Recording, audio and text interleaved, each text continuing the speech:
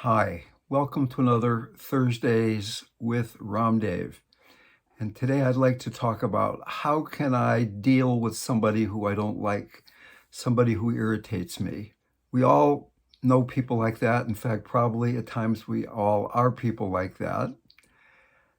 If we're really wanting to be free of suffering, if we're really looking to be a force for healing and compassion in the world, then when we find somebody who irritates us, we can take to heart that they're showing us a place in ourself that isn't totally open. We can even be grateful to have somebody in our life that it's difficult to be with. If everybody you met was easy to be with and it was just fun all the time, there wouldn't be a lot of inspiration to do the hard work of opening to who we truly are.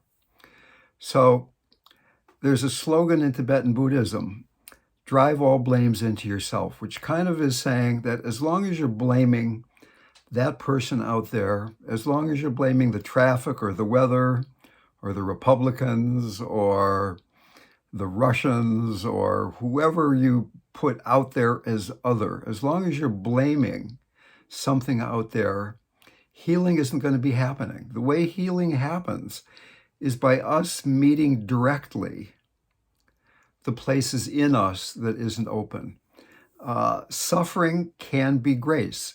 If in fact we really want to wake up, if in fact we really want our hearts to truly be experienced as the boundless, spacious quality that they naturally are, then opening to those places where we don't believe that, opening to those places where we get caught is exactly the path, so that we can be grateful to the people that upset us.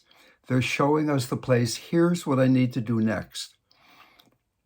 And if you really look at it carefully enough, if somebody's upsetting you, you could be sitting next to a friend, and that same person that annoys you could be there in front of your friend. Your friend might not be annoyed at all. So it's not really the person out there that's causing you suffering. It's your reaction to that. A person doesn't cause you to suffer. Cancer doesn't cause you to suffer. Resistance to a person causes suffering. Resistance to cancer causes suffering.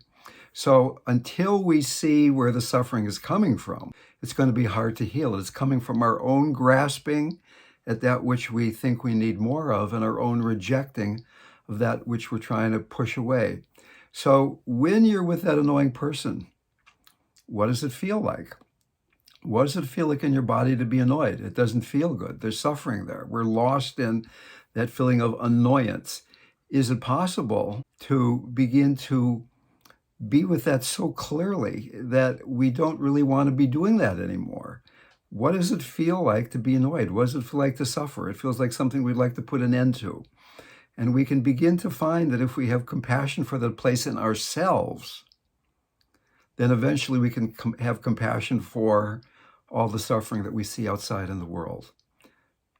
Loving ourselves, compassion for ourselves, the annoying place where we annoy ourselves, other people don't annoy us, is really the beginning of freedom. Thank you so much.